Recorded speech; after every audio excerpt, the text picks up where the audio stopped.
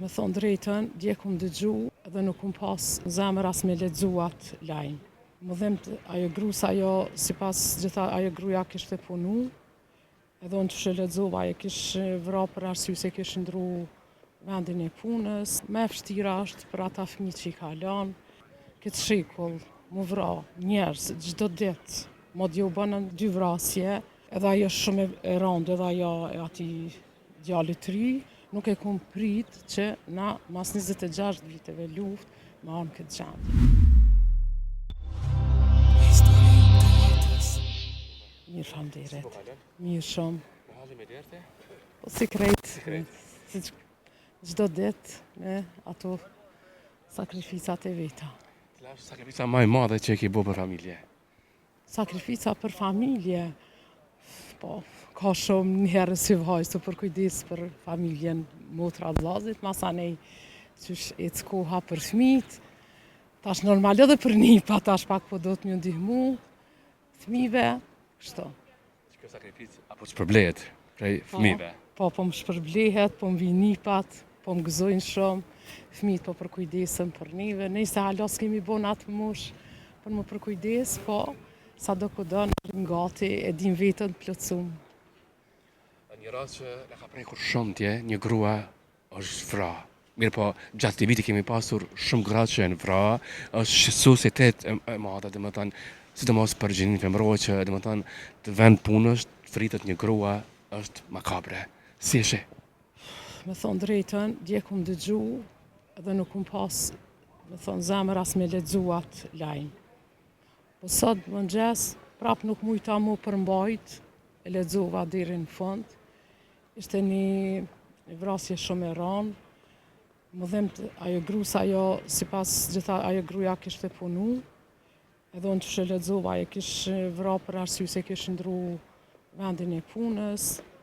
Po sido që tjetë, me vështira është për ata fëmijë që i ka lënë, një vrasje shumë e rëndë, mas 26 viteve, unë e kum përjetu dhe luftën. Edhe sa e dalë këtë qytet, kur nuk e harraj luftën që e kemi përjetu, edhe çdo moment ju më kone e gatshme, po vdes sot, po vdes nesër, diçka që e kum përjetu.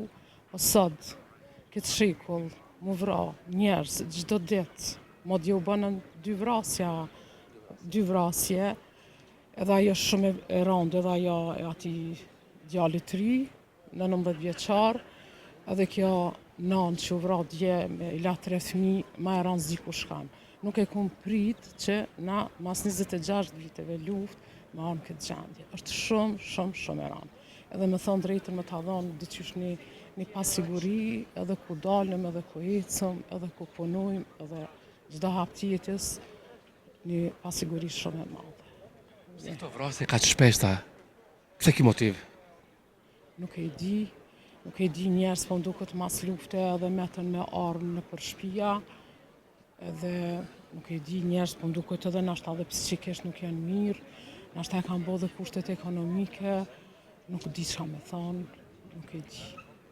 Vjen shumë keq, qoftë e kalume, e qoftë e fundit, çdo ditë po thojmë e fundit e mu po mduket që çdo ditë po bëhen edhe ma tepër. 55 gra janë që janë vra këto vitet fundit, domethënë. Duke di ishte 59 rast. 59 dje ishte rasti fundit, po. Nuk është që është pak. Është shumë, është tepër.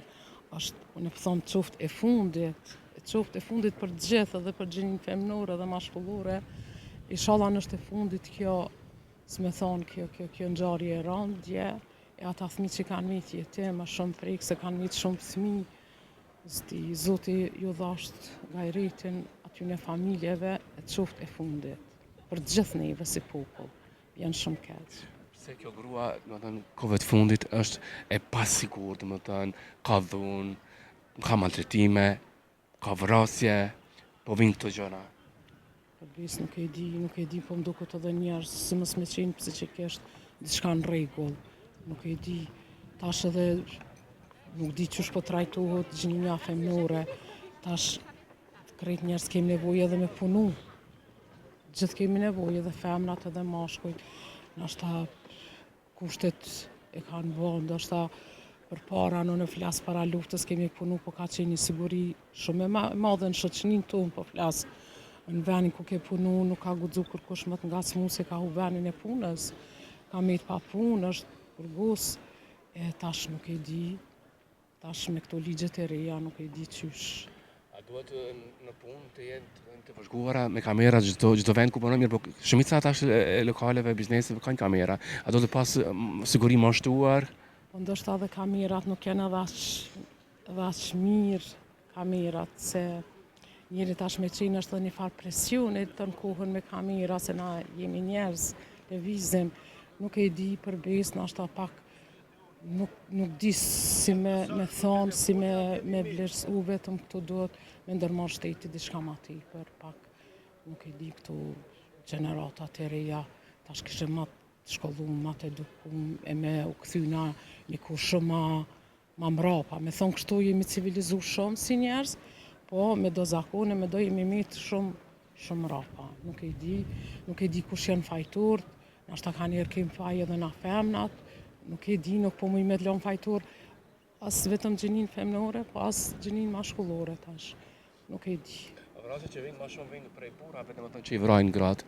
Nuk është se ka shumë gratë që i vrasin burrat.